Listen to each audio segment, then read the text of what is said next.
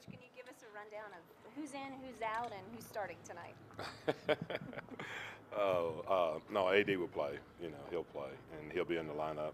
Jaleel turned his ankle in the Denver game, so he's not available tonight. Each one's available. He wasn't available the other night, so as far as I know, that's it. As of right now. So. How significant is Jaw's ankle? Well, I just think it's one of those things. He stepped on, choked his foot, and turned it. I think he'll be okay. When you look at this Jazz squad, especially Donovan Mitchell, he keeps seeming to find new gears, getting better every time. What impresses you most about his game recently? Well, I don't think it's just his game. I just think the execution that they have is as good as any in the league. They do a great job of running their offense, and obviously when it features him and he gets downhill with Gobert rolling to the basket, it creates a really tough situation for the defense. And they're very good at skip passing and finding guys open for three-point shots. So as I said, Quinn does a really great job of putting them in positions to be successful. Mitchell's been especially proficient at getting to the charity stripe as of late. Is that something that is on your mind tonight? You have to try to contain him.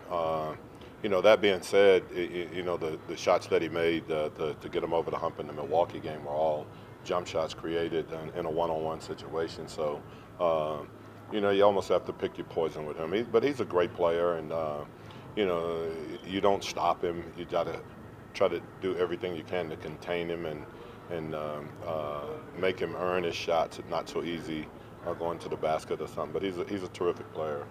He's a great player. Going back a few weeks, you talked about how one of the emphasis is going to be on developing some of the younger guys.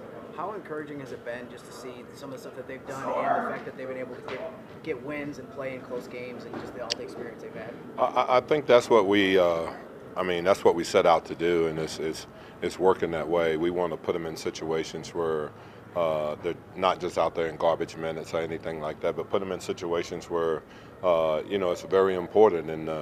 And I thought in the Denver game we did a great job of those guys playing when we were trying to get back in the game, and also when we were playing down the stretch. We had a bunch of young guys in there, and they did a great job also. Frank Jackson grew up around here. Can you just talk about his progress this year for you lately? Yeah, I've been kidding him. He told me that he's the best player to ever come out of Utah. But every time he see that, he goes, "No, I'm not. No, I'm not."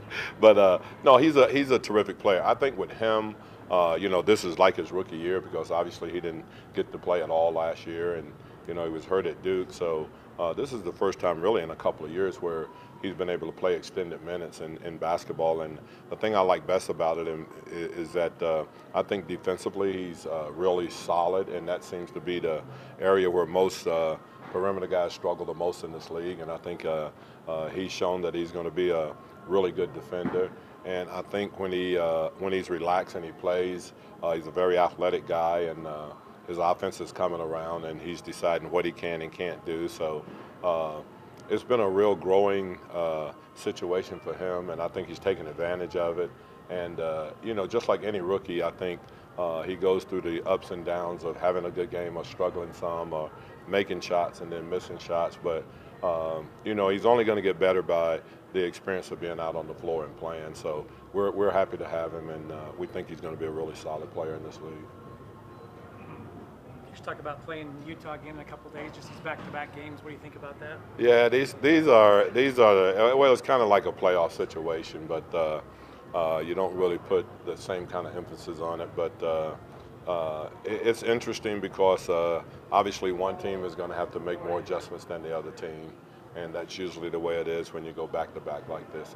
And we've done it, the last few seasons, a couple of times a season, and it's almost a situation where it's just another regular season game, so you just try to make those few adjustments on the things that hurt you most with.